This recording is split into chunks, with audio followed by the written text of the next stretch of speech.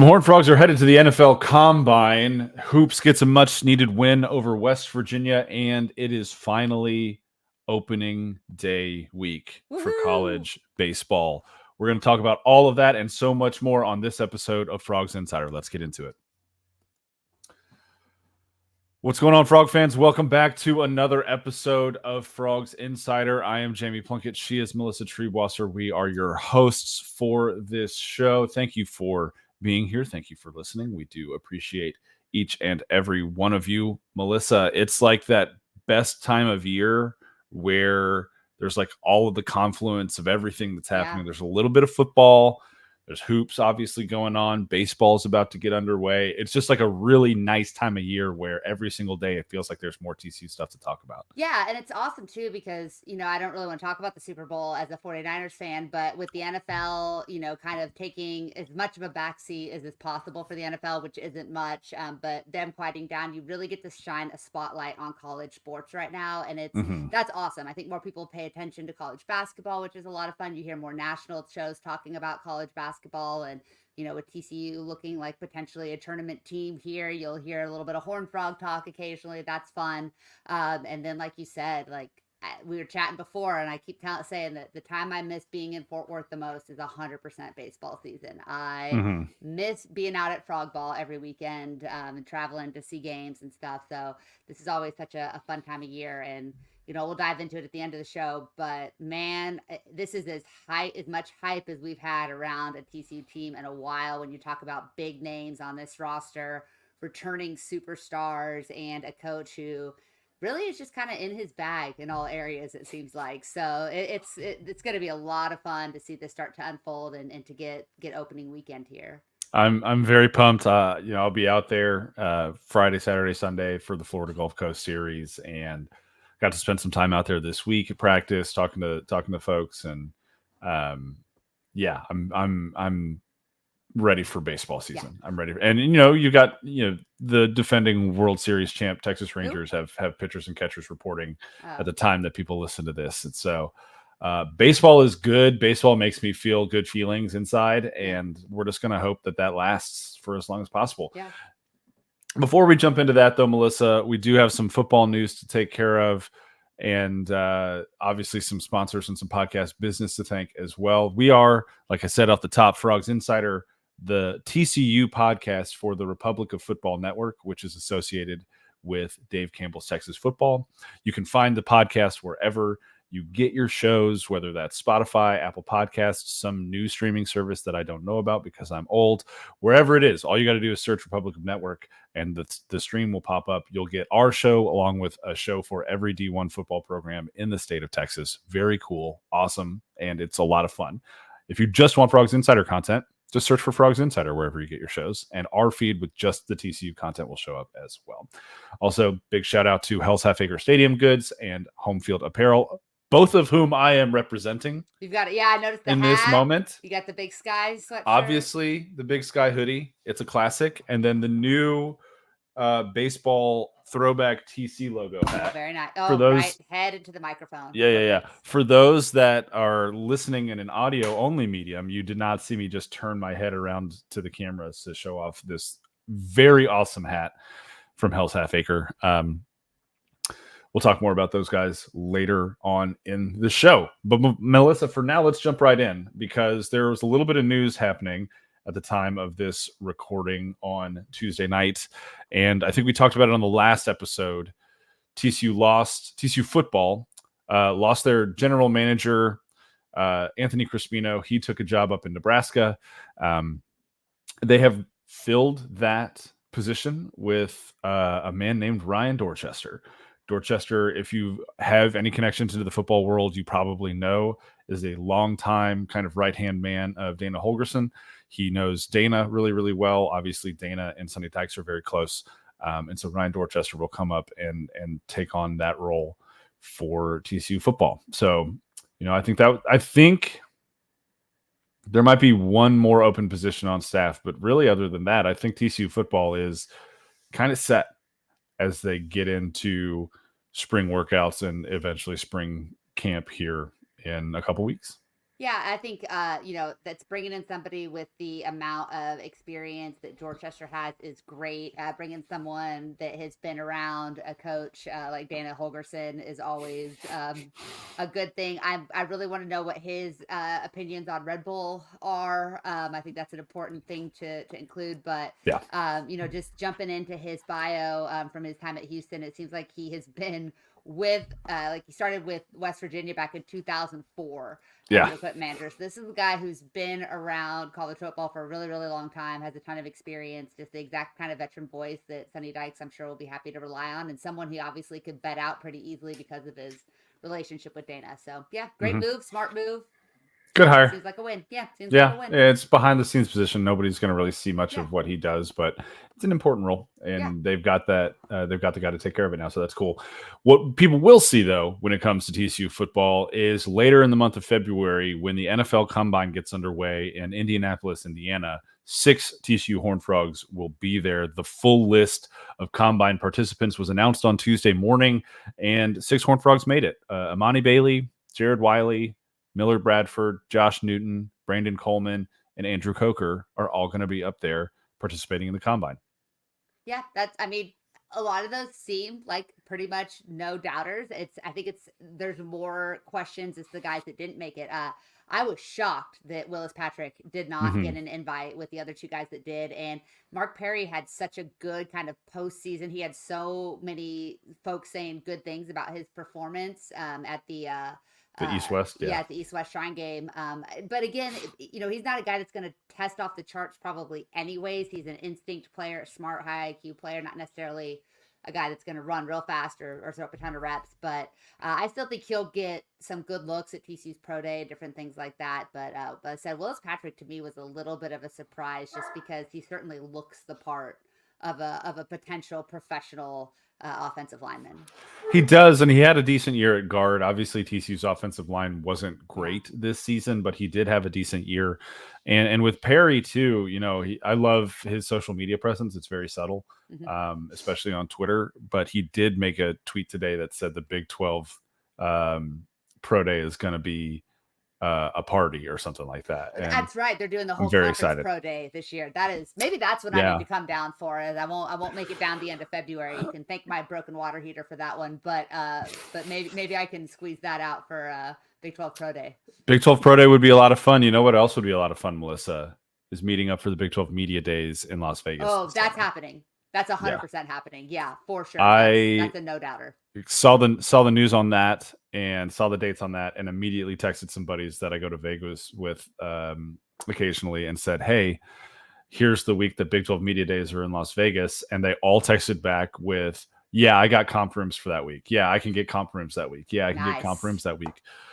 So it might just be a trip to Vegas on the docket for the middle of Yeah. July. I did not see that those dates had been released, but I will be booking that week in Vegas for sure. Easily. It's the off season, right? It's the heat of Yeah. summer. Hotel rooms are going to be cheap, and it's an opportunity to do Big 12 Media Days, which are always a blast. For sure, for sure. And did they say where? Did we get? Are we getting the Spear? No, we're I getting did not the Allegiant Stadium. It's going to be Allegiant Allegiant. Stadium. Yeah. Yeah, So that's where the going to be an Raiders play, absolute where the blast. Super Bowl just happened. So Melissa, you can maybe avenge the Yeah, 49ers by doing, I don't know, something on the field. I don't know. sure, I don't know. whatever. Making a tackle, covering a receiver. I don't know. Anywho, Completing a pass on 3rd and 4 without the offensive line completely collapsing. I don't know. I Whatever. was told all year that Brock Purdy should have been the MVP. That's what I Listen, was told all year. look, we won't talk about this We're here, not going to get but into it. I'm just gonna I'm not going say to twist the knife, but Brock Purdy was not the problem. Brock Purdy was not great. Brock Purdy was not the problem. That play call on 3rd and 4, and then playing for the field goal at the end, at the beginning of overtime, not knowing the overtime rules and taking the ball first. Now this was coaching malpractice. Brock Purdy wasn't great, but he wasn't bad. They could have won with him. He did not cost them the game. Christian McCaffrey fumbled on the opening drive. We're not going to talk about this, Jamie. We're not, because you know what? We've got more important things to talk about. Melissa, you know what never has a bad game? Oh, You know yes. what Yeah. never fumbles on the opening drive? Hell's Half Acre Stadium Goods. So true. Hell's Half Acre Stadium Goods is elite perfect passer rating, perfect rushing rating, never fumbles a pass, never drops a catch, makes every tackle. Hell's Half Acre Stadium Goods is a brand that was created with Horned Frogs in mind, and a portion of all of their sales makes a direct impact on TCU student athletes. If you go to hellshalfacresg.com, you can check out all of their TCU gear. They've got polos, they've got shirts, they've got really dope hats like the one I'm currently wearing. They've got home goods, they've got koozies, they've got everything you need to get ready for a TCU game day. It's baseball season about to come up. They have one of the coolest baseball polos you can possibly imagine. Go and get yourself one and get ready for baseball season. If you want to get in the football mindset here in the spring, they got a football polo that you can go and snag as well. They've got all of the things that you need. Just go to hellshalfacresg.com and tell them that Frogs Insider sent you. In the little note box where you can put a note at the time of purchase, just say, hey, heard about you guys from Frogs Insider. Just drop that little note in there. Say, Jamie and Melissa sent me here. And that'll go a long way to supporting our awesome sponsor, Hell's Half Acre Stadium Goods. Shout out to them. Shout out to them. Shout out to them for never having a bad day, unlike Kyle Shanahan, who has now blown 3. Hey, we're moving. We're moving beyond leads in the Super Bowl. Anyways, hey, you know who didn't blow a big lead? Who's TCU that? men's basketball. Oh my goodness. On Monday night. JB, it was so refreshing to watch this team play 40 minutes of very good, very consistent basketball, to build a big lead, to build a halftime lead, and then expand that lead down the stretch in the second half and have this thing in control. It was nice to be concerned with 4 minutes left and the Frogs up nearly 20 points. Jamie Dixon had not taken his starters out, especially as 2 West Virginia starters hit the ground. But man, just what a solid Big 12 win at home. The kind of win that you need to get over a team like West Virginia. Yeah, I mean, West Virginia's not in good shape right now. No. They're now 0-6 on the road in conference play. I think they're 3-9 overall in conference play or something terrible like that. I think 3. I don't even know how many games they've played at this point, but it's a very bad record. It's second to last in the conference standings. Yeah. First year head coach who I have not seen or heard a more defeated coach at a post-game press conference in quite a while. I mean, he came in, he sat down, and his opening statement started with, this was where he started, and then he spiraled, was, we came into this game knowing that we had to play with more desperation than TCU, and they were the more desperate team, and we just didn't want it at all. And I was like, okay. And so he's sitting there in a press conference, it's just all TCU media folks. There's no West Virginia media representation there. He's talking to people who probably have not paid a ton of attention to his season. And so a couple folks were trying to ask questions about TCU and blah, blah, blah. And I just asked him, I said, your roster has been decimated by NCAA transfer issues and injuries and all this other stuff. What has that challenge been like, on top of the fact that you're a year 1 head coach in the best conference in the country, and there, just the adversity level feels really, really high. It almost feels as high, frankly, as what TCU women's hoops has been going through, with the level of injuries and issues that they've had. And he was just, he couldn't have sounded more pitiful if he had tried. I felt bad for the guy afterwards, but TCU needed this win. They really, really, truly did. They got a really great performance, especially in the first half, from Jameer Nelson Jr., who Jamie Dixon put back in the starting lineup for Avery Anderson. Dixon says that that's not a big deal because he wants all 3 of his guards, Nelson, Anderson, and Trey Tennyson, to get roughly 25 minutes a game. Those 3 guards have done a really good job this year of at least publicly not caring about who is starting. Nelson said it when he was coming off the bench. He goes, my minutes haven't changed, and that's what matters. But Nelson did get the start on Monday. 10 points in the first half, a couple of assists, a couple of steals. He had 4 blocked shots in this game, and he only had 2 turnovers. He looked inspired. He looked reinvigorated, and he did a tremendous amount to help TCU establish an early lead and then maintain and grow that lead in the second half with his gameplay. It was really impressive. Yeah, and I think that, like in coaching, you always say it's not who starts, it's who finishes. And I think that what I've really appreciated about Jamie Dixon that I don't feel like we've seen as much in years past is he's willing to ride the hot hand. And he's willing to play the guy that's playing the best basketball on any given night, whether that's changing up the starting lineup or changing out the closing lineup. We've gotten games where we haven't seen Chuck hardly at all, and we've had games where he's played really significant minutes. He's going to need a week and a half off after that block and that dunk that he had Tuesday and Monday night. Yeah. That dude, like he's almost my age. I mean, he's not, but it seems like he should be close to my age. If I leave my feet, I'm out for 4 or 5 days. So I don't know how he got up twice like that. Business days. That doesn't Yeah, include business weekends, days. It right? does Yeah. not include weekends. But it's been really interesting to watch Jamie Dixon kind of manage this roster because they are legitimately 10 players deep.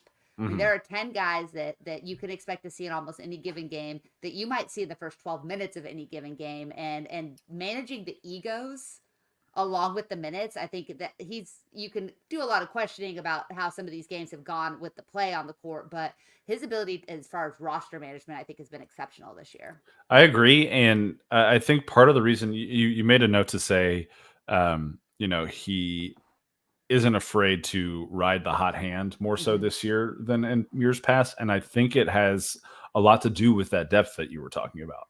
Yeah, Because in years past, he didn't really have a choice but to ride Desmond Bane's hot hand sure. or Mike Miles or Damian Baugh's hot hand. And this year he legitimately has 4, 5, 6 options who can go get you 20 on any given night. And all you really need is at least one of those guys to go and get that for you to have an opportunity to win a basketball game. On Monday night, they had 3 guys get 14, which is equally as fun and impressive, with Nelson, Emmanuel Miller, and Trey Tennyson all getting to that 14-point mark. Jacoby Cole's adding 11. He's got double digits for 4 Yeah. games in a row now. He's He been he's dealing with, yeah, looking he's looking he's like working himself. his way back, and we got a chance to talk to Jacoby after the game, and he's a guy that we haven't really had a chance to interact with recently. He's been dealing with plantar fasciitis all season, and so by the time that they got to that trip in Hawaii, he said that it was just the pain was out of control. He wasn't managing it well, and he just needed a couple of weeks off to kind of figure out a way to manage that foot injury. And he basically came out and said after the game against West Virginia, I'm starting to really feel confident in what I'm doing to make sure that my foot's taken care of. And we're seeing that on the court. I mean, he still has defensive lapses. The whole team does. We're going to get into Yeah. that in a second. But what he provides from an offensive standpoint, especially when you're talking about mid-range jumpers, footwork in the paint, and then obviously the ability to stretch the floor with the three as well. He's one of the more versatile scorers on this squad, and the more that they can get him engaged in scoring early, I think the better this offense will continue to be. Yeah, I mean, he's such a tough matchup because he's a guy that can put it on the deck. He's a guy that can hit from outside. He's a really good passer. He's got great court vision. I think he does a lot of things well, and he's clearly a difference maker for this team because they have not looked as good when he has not been, at whatever level close to 100% that he's capable of being in right now, dealing with the plantar fasciitis. So Yeah. it's fun to see a well-rounded team. It's fun to see so many guys that can come in and make an impact. But you kind of touched on this, and I think that there's a lot of things going on defensively. And every broadcast I've listened to, the last like 2 weeks, has talked about, well, this isn't a vintage Jamie Dixon team on the defensive end of the floor. Oh, this isn't the defensive stalwarts that we're used to seeing, and they're not wrong. And I'm curious how much of that has to do with there not being a lot of consistency in how the lineup comes in and out of the floor. I don't think that's the main issue, but I do think that there is part of it is that this team still doesn't kind of have that unspoken unity on the court as far as being able to anticipate each other's moves defensively. There is a lot of kind of like hesitation before their Mhm. rotations. I see that. I think that also has to do with I think the guard play defensively just isn't physical enough up top, and they're not very good at stopping penetration. And when they do get by the first level of that defense, we haven't really seen a rim defender step up. I thought by this point in the season, Uday would be a little bit more of a stalwart in the paint, and he's just not there yet, and that's fine. I mean, I don't think anyone expected him to be a massive impact player this fall, but with the way that TCU guards play, and they're a little reachy, and they're a little bit They go for the steals a little bit. They don't necessarily move their feet, and they're not big guys. They're not super physical. You need a rim protector back there that you can count on. And Uday's just not ready to be that guy. And Mustafa is not. That's not his game. I think Cork has done really, really well in that regards in spots. But again, we saw this last year when Lampkin left that he's not a five. Hmm. He is defensively, he's not a five.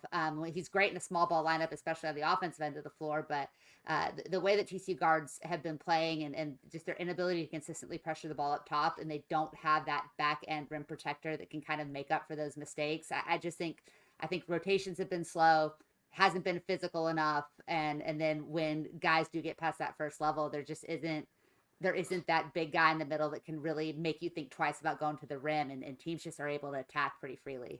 Yeah, we talked before the season started about some of these new guard additions, and I think I made a note at that point that Avery Anderson was going to be able to come in and be one of those really physical, long perimeter defenders that TCU needed in the absence of a guy like Damian Baugh. Yeah. And we've seen a lot of inconsistency from him to the point where Dixon has said publicly multiple times that he feels Trey Tennyson is their best defensive guard right Yeah. now. And you can tell from a matchup perspective that they truly believe that on the coaching staff, because once again on Monday night, who was the first guy that had to step up and guard Kirk Kriisa and Raekwon Battle? It was Trey Tennyson and Micah Peavy, obviously, as well. Sure. But it wasn't Anderson. When Nelson came in the game, he wasn't guarding the shooter either. It was more of an off ball responsibility for those two guys, while Trey Tennyson was the guy guarding the scorer. And Tennyson is a great, he's come a long way defensively. But like you said, he is, and none of these guards outside of Micah, I guess if you consider him a guard, Yeah. but She's he's not a really a guard, but three. he's a guard. Yeah. They're just not there defensively. My question too is, what is causing, and maybe it is a continuity thing like you were talking about, but one of the things I noticed this team doing pretty frequently is either they're ball watching and they get backdoored on a cut, or they're late on a rotation to an open shooter.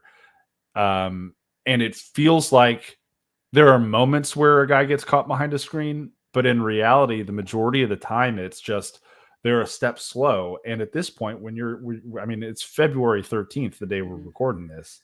You shouldn't be a step slow rotating anymore. You should understand your responsibilities. What's kind of going on there? I mean, to me, the thing I always talk about basketball is helping the helper. And I think that's where TCU has really kind of been lacking, is that they do a decent job. Tennyson's a perfect example of this. He's not a guy that's going to shut down a player, but what he's really good about doing is moving his feet and staying in his position, right? Like he does a decent job of holding his position. His job is not to stop an elite guy like Raekwon Battle. Right, like he can trouble a shooter. He can get in somebody's face. He can close out pretty well. He does a pretty decent job of that, but he's gonna get beat by a good ball handler, a more physical guy going to the basket. So then that help slides over, right? And I think we generally see the first level of help for TCU get to where it needs to be. But then what happens, and this is where you see the back doors, this is where you see a lot of the pocket passes that are happening in the paint. I think a lot of those kind of that low to low passing action that we see a lot along the baseline, because the helper guy isn't dropping in. It's that second level of help where I think TCU really just hasn't quite figured it out, which again, I think is really unusual for a Jamie Dixon team. I think part of that is that a lot of these guys that came in, like, I have not watched a single minute of film of Jameer Nelson at Delaware, but I can about guarantee you a dude that was scoring almost 30 points a game was not asked to be a defensive stopper and was probably not in a lot of second tier help situations. And watching his dad play for 15 years in the NBA is not his specialty, right? A guy like Avery Anderson is more of an aggressive, more of a physical. He's a length guy. He's a guy that's used to getting in passing lanes, getting deflections. He does a good job of that for TCU. He's probably not dropping down into his right position help wise. And then the bigs, for as much as we talk about, the depth at that position, Mustafa is a first year guy who's jumping up to a much different type of league. You do not see a lot of elite big man passers or, a lot of elite inside play, probably who he's playing at Coastal Carolina. No offense to that level of basketball. Xavier Cork has had to step in, but it's not his natural specialty. He doesn't still understand kind of how to put his foot on the baseline and stop that penetration from getting by him. And you see him get beat a lot baseline. You see all TCU players get beat a lot baseline. Uday is still, frankly, learning the game of basketball in a lot of ways, right? And he's gotten better, but defense takes a lot more experience than offense, other than just being able to say, I'm the biggest dude in the gym and I'm just going to go up and block shots. He's great at that. But when he doesn't get that block, he's exposing that backside. It's like protecting the weak side of the goal, in Mhm. hockey or soccer, right? And that's where if you watch TCU's getting beat time and time again, kind of on that back post play. And so I think that there's a combination of guys aren't rotating quick enough. Like you said, there's a ton of ball watching. That's not necessarily IQ. That's not necessarily scheme. That is a little bit of trusting your teammates, but it's also just a lot of being locked in. And that's something that this team has not consistently done for 40 minutes is be locked in. We've seen this in every game where there's been those 4 or 5 minute runs. It seems like even on games that they've played well, where they've just kind of fallen asleep at the wheel. We saw at the beginning of the Iowa State game in Fort Worth. We saw it, down the stretch, well, multiple times. We saw several 4 minute stretches when they were up in Ames last weekend. So I think it's a combination of all those things, but I think the helper is where this team is really lacking. And it's not necessarily a hard thing to teach. It's a really hard thing to get guys to buy into, especially when you have a team that loves to run as this much as this one, because when they all get sucked into the paint, you're not getting those fast break points. And so I think that kind of is the final level of this is guys are waiting for the rebound, they're waiting for the outlet, they're waiting for the deflection because they want to get out and run. They're not all willing to necessarily collapse into the paint, make the defensive play, and then get out and run. And I think that's where maybe TCU misses Mike Miles more this Mm. year than we anticipated Mm-hmm. because he, frankly, had a top end speed that was very rare in college basketball. And so he Mm-hmm. was capable of getting down into the block, getting a rebound, or getting the ball from a big, and still being able to get out ahead of defenders who are trying to get back. That's a great point. And we haven't seen any of these guards do that this season. Part of that is speed. Part of that, like you said, are the struggle and the challenge of staying locked in consistently. And I think a third part of that too is some of these guards, specifically Nelson and Anderson, were relatively turnover prone at their last stop. Mm-hmm. We've seen them be relatively turnover prone at times this year, even though their points per possession for both Nelson and Anderson are the highest that they've ever had in their career. And their assist to turnover ratio in less than a full season at TCU has gone from 1-to-1 to 2-to-1, which is a wild jump to make at this point in their collegiate careers. So they have improved dramatically from who they were before they got here. That being said, I think that there's still some decision making that's questionable with the hey, I've got the ball, I'm at midcourt, the defense isn't set yet, I'm going to try and go without recognizing that, oh, I'm running into a 2-on-4 or I'm running into a 3-on-5 right now instead of it being an advantageous fast break opportunity. And so then you see, and we saw this a couple times on Monday night against West Virginia, where guys were trying to push it because they want to get on the fast break so bad, but they were running into a double team Mm-hmm. and they were turning the ball over, or they were running into a double team, picking up their dribble, and then trying to find a guy to pass it to, and there was nobody there. These guards, I think, are still really learning how to be point guards and not just guys who have the ball in their hand and they can go score and create. Yeah, I think that's an excellent point. I'm going to challenge TCU fans watching the game Saturday at Kansas State. Tough place to play. Kansas State's been better than probably was expected, but still very vulnerable, but really, really good at home. Two things I think people should watch for to become, a better understanding of basketball. Number one, like you said, how often is TCU fast breaking into a disadvantageous situation? How often are they fast breaking when they're the 2-on-3 as opposed to the 3-on-2 or the 2-on-4, like you said? I think that's great that happens a lot. Second part of that is how many times do you see TCU's guards getting a foot in the paint defensively? Because I think those are the two easiest ways to kind of quantify where these issues lie.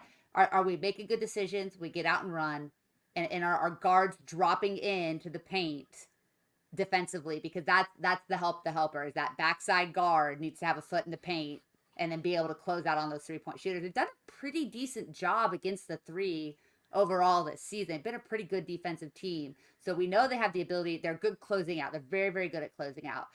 They close out the right way. So those are the two things I think I'm going to really try to pay attention to on Saturday. I think that's a good thing for TCU fans to watch, to see, are we picking up on the right things here, and is TCU kind of progressing in that area? Because they're they're in a pretty perilous position. I mean, it was 2 weeks ago when we talked about those last 10 games, and I think you were in that 7-3, 6-4 kind of Mhm. range, and I think I was in that 5-5, 6-4 kind of range. Now we're looking at this, and we're down to the home stretch. They've got 2, 4, 6, 7 games left.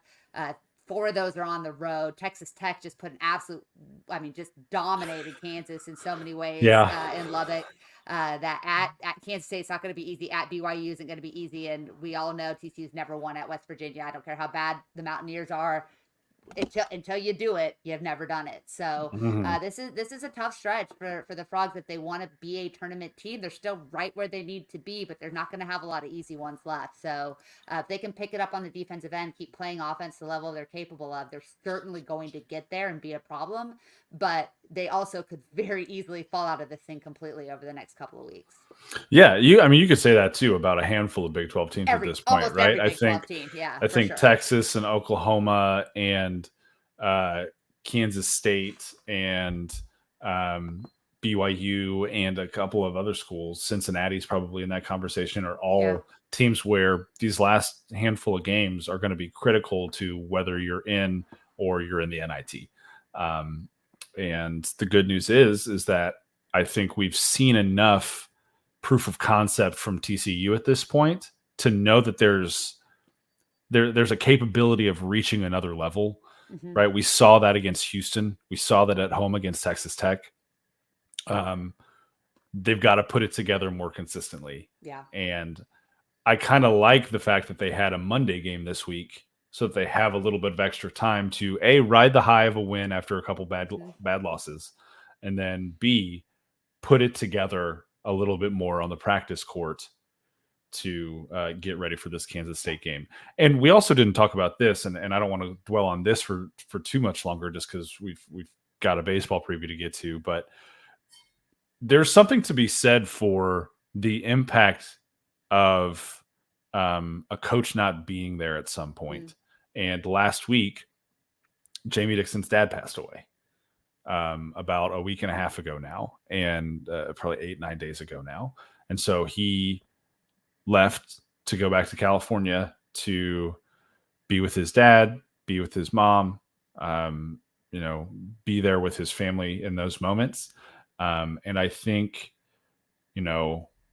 first of all, I think I speak for both of us when I say that our hearts are with Jamie and his family as they grieve. But also, I think that impacts a team when you know that your head coach is, grieving like that Yeah. and hurting like that. That the ripple effect of loss is real.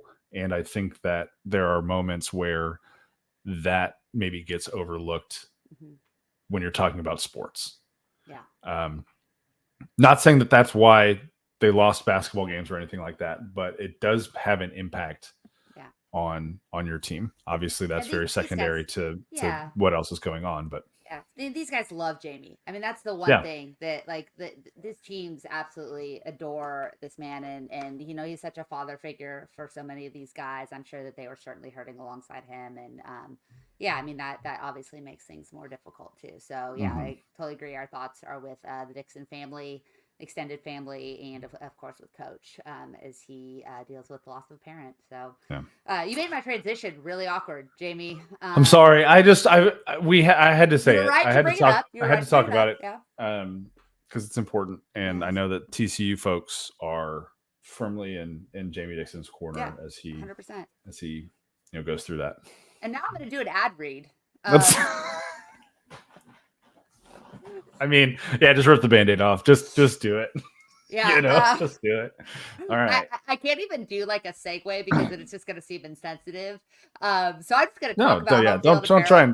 Don't try and segue that. No, I'm not going to try to segue. We're just going to talk about home field apparel. Like I said, we've got great sponsors, great people support the podcast, support the Public of Football network as a whole. Home field apparel, we're both big fans. We both have spent far more money than we care to admit. I don't want to talk about that. On home field apparel. You've got the Big Sky hoodie. I'm rocking the TCU basketball, the old school basketball Frogs. Perfect shirt Such for a the great, conversation we yeah, just such had. a great shirt. Long sleeve bomber jackets. I've got my home field joggers on as well. I love the brand, support the brand. They make great high quality stuff. It is pricey because it's high quality, but if you use the code FROGSIN15 FROGSIN15, you can Nailed save it. 15% off your first order, 10% off every additional order. It is college acceptance season and college rejection season, but we won't get into that. And so your favorite high school senior is very likely going to attend a college that home field represents because they have absolute just dozens of them. So check them out. Use FROGSIN15 to save 15%, and get yourself some of the softest and most comfortable and coolest looking long sleeve shirts, short sleeve shirts, joggers, bomber jackets, hoodies, crew necks, hats, and All more. of it. Hats.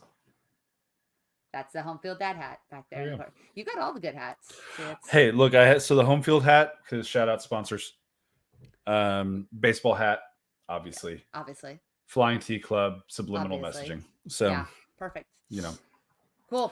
Hey, speaking of baseball, LaDainian Tomlinson, because obviously the GOAT. because the goat. Yeah. But speaking of baseball hats, Yeah. new Frog script purple jersey is killer. I got to get myself one of those. It looks so good. Yeah, that's getting ordered. That's going to be spending some money on that. Let's be supporting another brand. But man, JB, like I've been loving reading all of your preview work on 247 Horn Frog Blitz. You obviously nobody covers baseball more than you do. You might be the only person that covers baseball. Shout out to the rest of everybody that shows up. But it's you are there almost every single game night. You have a great relationship with Kirk Sarloos. Listen, I'm gonna rib you on this though, because how upset were you? I could not believe when I saw the social media drop of our friends at the Lupton Drinking Club and Sarloos dropping the weekend rotation after you had been teasing it all week. Like, I know you knew, but you had been kind of holding out, and our pals at the LDC got Sarloos to spill the beans on their podcast. No, I love that. I love that for them. Killing me. It was the funniest. I just thought it was so funny. No, the funniest thing about that is I love the Lupton guys so much. They're great human beings, and their passion for TCU baseball, frankly, is unmatched. And they do a wonderful job with their show. Unmatched. And I also love it because I know every time they record, because they always text me about recording the show. Of course. And so they recorded that, I guess, on Monday, and my phone just bling, bling, bling. And it's like, oh, Sarlos just gave us the starting rotation. And it's, you'll never believe it. Sarlos just gave us the starting rotation. Here it is.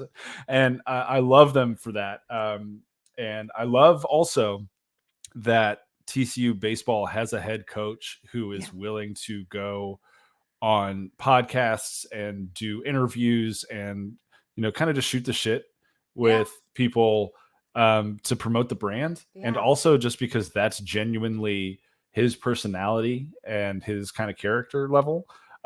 So yeah, no ill will towards the Lupton guys. That was freaking awesome. It was so funny. I haven't listened to the episode yet, but I need to get in there and do it. Yeah, I was sitting there. I was like, I know Jamie has had this info, or pretty much had this info, and I know that he's been, like kind of teasing. Because TCU doesn't normally drop this early, and I've read Horn Frog Blitz, and I've been in there, and I've seen you comment, and then for Kirk just to casually be like, oh yeah, it's gonna be Toy Klecker, and just like dude. But this is what I loved about that, and whether it's you, whether it's the LDC, whoever it is, I thought it was really cool that he released it to the people that cover TCU before D1 Baseball had it. And Kendall does amazing things covering. I loved Kendall's scoop tweet. Yeah, his scoop tweet 9 hours later. Yeah. And listen, Kendall's great, and what D1 Baseball has done for college baseball cannot be unmatched, overstated. Like college baseball is as big as it is growing as much as D1 baseball deserves much credit for anybody for getting people passionate about this sport. But I love that it went to TCU first, to the folks that love and cover the sport first. And then 9 hours later, he got to scoop it. But I thought that was so funny. And I love that the LDC guys, a couple other folks jumped in there to let him know his scoop was a little late. Yeah. But Jamie, all that being said, all of the ribbing, all of the love we have for those guys, nobody knows more about this program right now than you do. That's unquestionable. And you've been out there, you've been dealing with the position battles. There's a couple things I want to know about. And again, I've read everything, but I still have some questions here. Bring it. There's two areas that I have. Well, there's three things I'm really ultimately concerned about. I feel great about our catching situation. Mm-hmm. I know there's a lot of not unproven, but there's a lot of change with the pitching. But I feel really, really good about the guys we have available and the depth that we have available. I'm super excited about the weekend rotation. I know you want to talk about that. I feel better about our Tuesday night starter than I have in a really, really long time. Facts. I feel great about our closing situation. I feel really good about all of those things. I have a lot of concern about corner infield. And I still Fair. have a little bit of concern about the outfield position. I really want to see what Luke Boyers can do at the plate this year because there's so much depth in this lineup, and he has been so streaky that if he can consistently bat in the high 270s even, right? He's so good defensively, and he's so important with his ability to get on base, and he never strike, he walks so much, and he does so many good things. But I just think there's so much talent available. It's going to be really interesting to see if he can hold on to that role. So talk to me about the corner infield. Talk to me about Luke. Talk to me, and then tell us what we need to know to get us ready for this weekend. Okay, let's start. Let's start with the outfield since you brought up Luke Boyers. Logan Maxwell, left field. True freshman Chase Brunson, center field. Ooh, so excited Luke about him. Boyers, So Luke excited Boyers, about right Chase. field. Yeah. Just kind of one quick note about each of them. Logan Maxwell's goal this year is just to stay healthy. He was a 300 hitter last year and 100 at bats. So it was a relatively small sample size compared to some other guys that were out there. But the reality is that he's a decent defender. He's got some good speed, and he's got a good bat. He's not going to hit, 10, 15 home runs, but he is going to get on base. He's going to do the right things when he's running the bases, that kind of stuff. He's got to stay healthy. That's kind of his goal this year. Brunson in center field has probably the hardest, if not the second hardest job on TCU baseball this year, and that's replacing Elijah Nunez, who was a 4-year starter at TCU, was absolutely electric, both defensively and on the bases, and was kind of the energy guy, the hype man, the grit, really, of TCU baseball for so long. And, I had a chance to talk to TJ Bruce a little bit today, and he brought up Brunson almost unprompted, just to say, like, this is he's young, but he gets it, and he's gonna be really good. And so there are probably going to be times there with him where mistakes are going to happen. He's not going to have the greatest at bats at times because he's jumping up. I've talked to so many college baseball players and players that have gone on to play beyond college who have said the jump from high school to college is probably the biggest jump you make in your baseball career. And so it'll be really interesting to see. TCU was spoiled with the level of freshman class they had last year because they all seemed to make the jump pretty easily. Will that be the same for Chase Brunson this year? I think based on what I saw from him in the fall, there's a good chance he's going to be a really fun player to watch right out of the gate for TCU. Yeah. He certainly has the maturity. Right. Yeah, I mean, the athletic sure. maturity, the mental maturity, the emotional maturity. But we remember Elijah did some incredible things as a freshman. He looked like a freshman sometimes too. And that's going to happen. The run of center fielders we've had at TCU is unbelievable. But this kid certainly looks like he has an opportunity to be special. Yeah, he really does, and I'm very excited to see, kind of how his freshman year bears out, because I think it could be really entertaining. And then you get to Luke out in right field, and like you said, he's had some really cold, streaky moments at the plate. But people really forget that his freshman year, I mean, he was a 300 hitter. Yeah. He got on base incredibly well. The strikeouts have plagued him over the last few seasons for sure. But he is a plus defender in the outfield. He uses his speed really, really well defensively. And I think that it's important to note too, the run in the College World Series ended. Luke Boyers took, I think, like a week and a half off, and then went right back to work retooling his swing. And there's a parallel there that I think Sarlos and the rest of the coaching staff are hoping plays out this year, where a couple seasons ago, Tommy Sacco came back for his 5th year, had really struggled and been streaky at the plate, very good defensive infielder. And so he was going to keep his spot in the lineup simply for defense. But they needed to see more from him with the bat. He spent all offseason retooling his swing. He came back and he had a very impressive final year of college baseball. That's my hope for Luke Boyers. I don't think he's going to get to the point where he's hitting, what was it, 17, 18, 19 home runs like Sacco did. But I think that if he can just minimize the strikeouts, get on base more consistently, he can be a really productive player in this lineup. We know what he's going to bring to the table defensively already. And I think that version of Luke Boyers is more than good enough to be a major contributor to this team in 2024. And that's how I hope his season bears out, because I think a lot of times fans kind of focus on the stats so much, or focus on what they're seeing in the game, that they forget that, you know, there are intangibles in baseball more so, I think, than other sports, simply because of the roster size and, you know, how often you are together and how long your season is. You know, he is one of those guys that never has a bad day. Yeah. He shows up with the right attitude and the right mentality every single day. He has been an incredible mentor to a lot of these younger players over the years, and he's going to get his shot, and he deserves to get his shot in his final year. And so, you know, we'll see with him. I think that he's done everything right this offseason to try and get better where he needs to get better. And now he's going to have the opportunity to show us whether that work has paid off or not.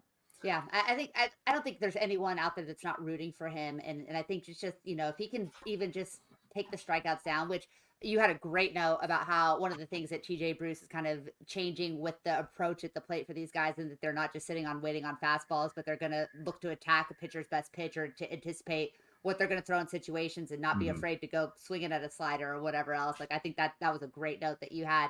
And so that might help Boyers too, just a change in the way that they're looking. Instead of kind of waiting to see if he can draw a walk, maybe he can be a little bit more aggressive early in the count, get some favorable opportunities.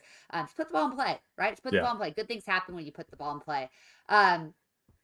Corner, first and third, you're replacing one of the all-time greats at TCU at third base, and you've got a bunch of new faces vying to take over Braden Taylor's position. And he was so unbelievably good defensively last year, just and obviously offensively one of the elite players in the sport. Yeah, I mean, you're talking about replacing one of the best players in program history, pitcher or fielder, right? He's probably top 10 all time, if not higher. Yeah. Oh God, the Lupton guys might get on me for that one. Because I think they probably all have him in top 5, and rightfully so. But the competition at third base, I think, I think we're going to see a couple of guys get a shot there. Brody Green had one of the best falls I can remember for a TCU baseball player. He was excellent defensively. His bat was red hot. He was doing all of the right things consistently throughout fall camp. From what I understand, the bat has maybe cooled off a little bit this spring, but he's still probably the best defensive option that you have at third base right now. Jack Basir, Pepperdine transfer. He was a freshman at Pepperdine last year.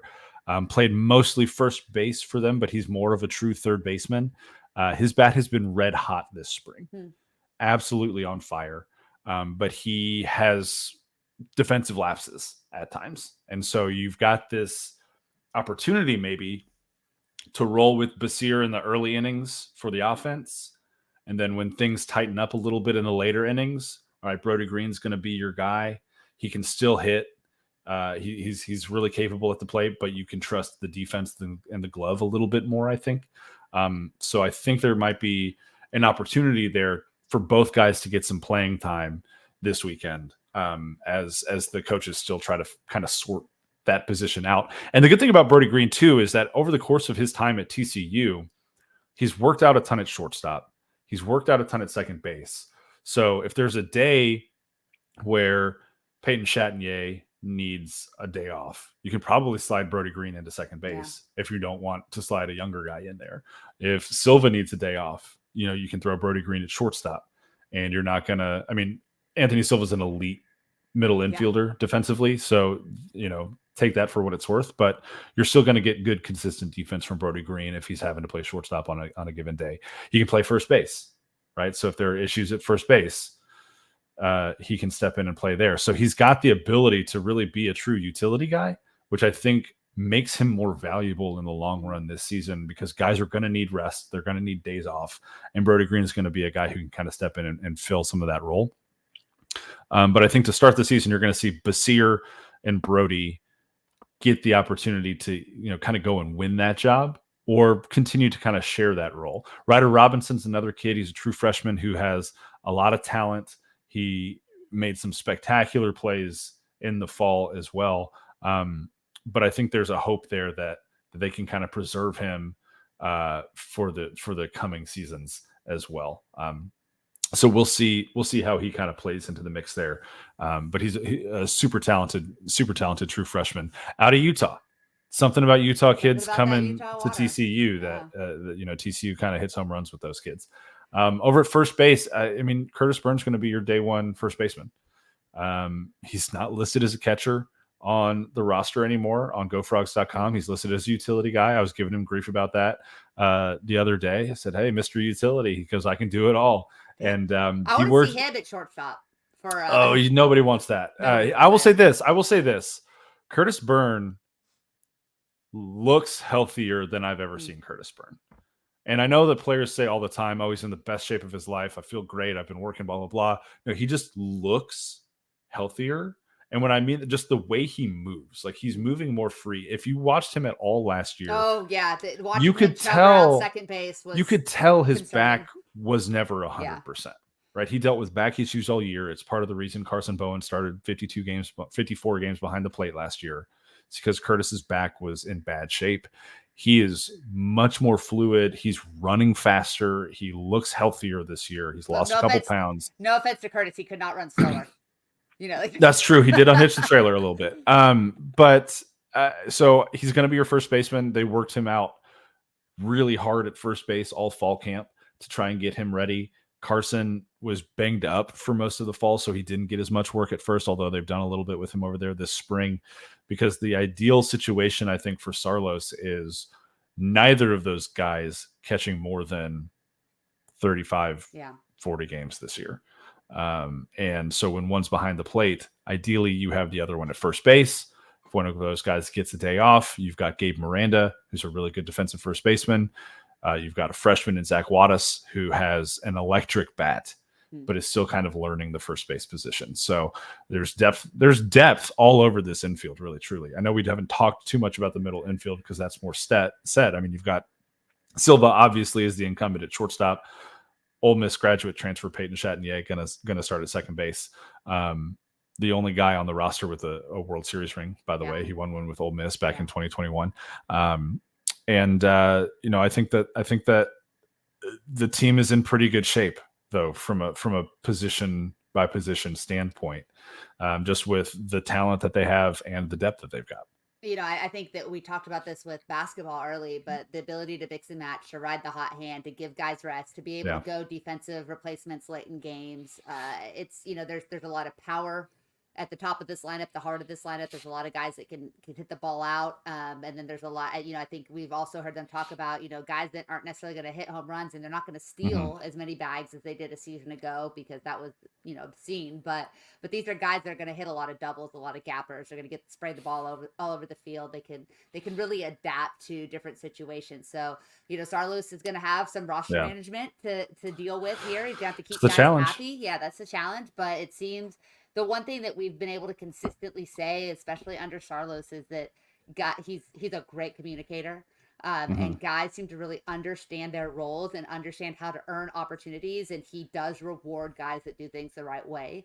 And so if anybody can keep a bit, rosters are a little bigger now than they've been previously too. The post-COVID roster expansions continued.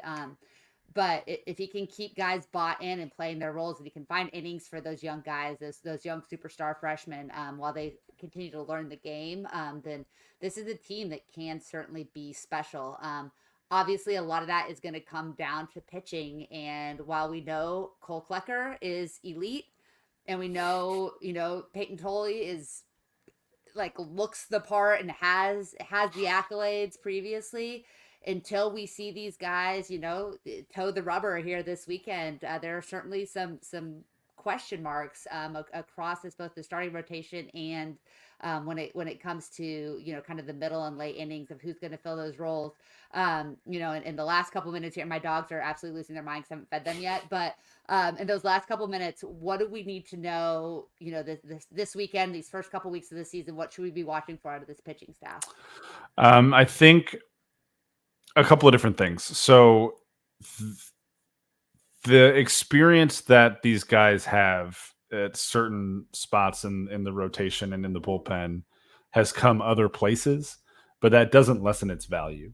And so you've got Peyton Tolley, who is one of the top tier elite players in college baseball, two-way player, Golden Spikes nominee this year. He's on the watch list for essentially the Heisman Trophy of college baseball.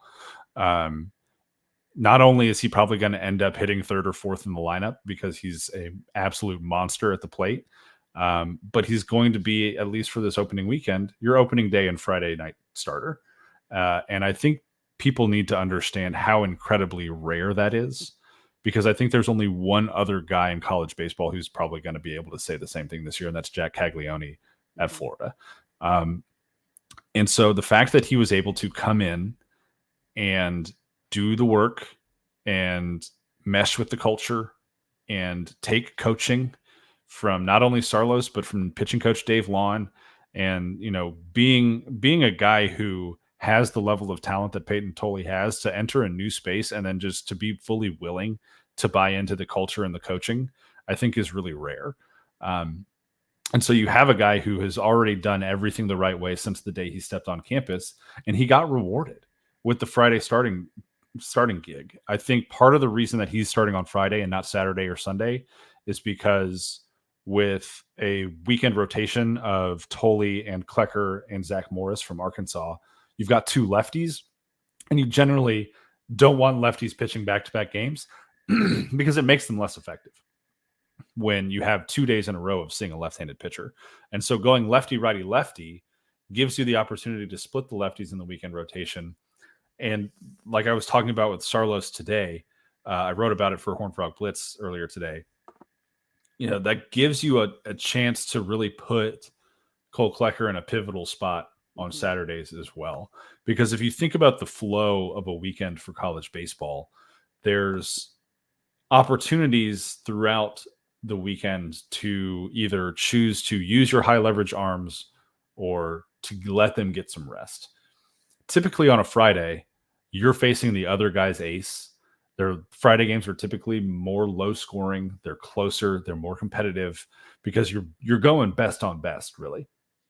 And so there's more likelihood that in later innings, you're going to need some of your high leverage bullpen guys. For TCU this year, that's going to be Ben Abelt as the closer. We're going to see a lot of Andrew Mosiello in late game situations, Kyle Ayers in late game situations as well. Those are probably your 7th, 8th, 9th inning guys for the most part. But if you're pitching them all on Friday because you're trying to protect a 2-run lead, you really don't want to roll those guys out there again on Saturday. Yeah. And so you need a workhorse who's going to eat innings up for you on Saturdays. And Cole Klecker showed that he was capable of doing that. I think he pitched into the 7th inning, and I believe it's like 11 starts last year. 10 or 11 starts last year he pitched into the 7th inning. And so he's shown the ability to go deep into games. And that gives you the opportunity to rest some of those high leverage arms, in theory, obviously, on Saturdays, which means that you're more likely to be able to use them on Sunday when you're either trying to close out a series or scrap a win or whatever it might be. You've got your best available for those Sunday games. I think that this weekend rotation has a tremendous amount of potential. I'm also fully aware that 8 pitchers for TCU in 2023 made at least one start on the weekends.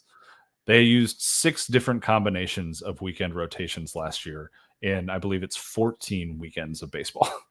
And so there was not a lot of consistency with TCU's weekend rotation last year. They still managed to overcome that and get all the way to Omaha. With the depth that they have this year from a starting pitching perspective, I think that they're okay with, hey, this weekend we did this. Next weekend it might look different. So just because this is the 3-man rotation for the opening weekend doesn't necessarily mean that it will be that against UCLA in 2 weeks. I think that's the hope, but it might not be the reality, because the reality is right now your Tuesday starter is a guy named Ben Hampton who transferred in from West Virginia and has 41 career Big 12 starts under his belt, and he was a first-team All Big 12 player last year. And he's going to be your Tuesday guy, which means that you've got a guy with that level of experience going up against Texas State, going up against DBU, going up against Washington State and some of these Abilene Christians. And you can really kind of hang your hat on a guy midweek to go and get you those midweek games, which are going to be so crucial to your RPI down the road when you're trying to host. And it's been so long since TCU has had a guy for Tuesday nights, right? Like they've been mixing and matching that for the last several seasons. And we saw, I think in the last couple of years, how much losing those games can hurt you. Winning can, TCU's got a pretty decent midweek schedule this year. So that they actually, like you say, you mentioned Texas State, DBU, they've got a couple of P5 opponents, I think, in there too. So they have a chance. Those games become really, really important. And Ben Hampton being able to be that guy, I think is hugely, hugely important. Is there one guy that you haven't mentioned yet that right now maybe doesn't have a clearly defined role, but that you expect us to be talking about a lot maybe a month from now? Do I have to stick with one name? No, I'll give you no more than 3. I'm going to limit you a little bit. Okay, I'm excited. 3 guys that I'm excited about that I haven't mentioned yet, who we'll probably see from. Okay, you can do this. All right, the first name, Sam Myers. He's another freshman. He had a great fall. I think Sarlos would willingly tell you that he's, not a 5-tool guy, but he's fast as hell and he works his ass off. And I think we'll see him get some playing time in the outfield. He's one of those guys that I think could contribute speed-wise on the base paths in a season where TCU's definitely not going to set the record for stolen bases like they did a year ago. And so I think there's an opportunity. We talked about, Logan Maxwell needing to stay healthy, Luke Boyers needing to find some consistency at the plate. There's probably some room there for Sammy Myers to get in and get a couple reps and get an opportunity to show what he can do. I'll burn another name on this position as well, because Jack Arthur is a Weatherford transfer outfielder as well, who hit over 400 last year at Weatherford, hit 17 home runs or something like that, crazy 20 home runs or something like that. Had not a great fall. I say that to say Trey Richardson had a really bad fall last year. And look how he turned out for TCU. So there's some outfielders kind of waiting in the wings, I think, that provide some decent depth there if they can kind of put some things together. The third name that I'm going to mention is a guy that I think TCU hoped a lot from in the small amount of time they saw him last year, and he doesn't really have a fully defined role right now, and that's Luis Rodriguez. He came in at the end of the year and was a pivotal part of the weekend rotation when they really just needed a guy to get him through a few games. And he pitched incredibly well in his first career start at Texas, even though that was a loss. He pitched very, very well against Kansas State and Baylor and helped TCU kind of get off the mat and get rolling near the end of the season. Suffered that injury, wasn't able to pitch at all in the postseason, worked through some stuff in the fall, and doesn't really have a defined role, but he's got the versatility because he pitched both in the bullpen. He pitched in kind of matchup dependent situations, long relief. He started.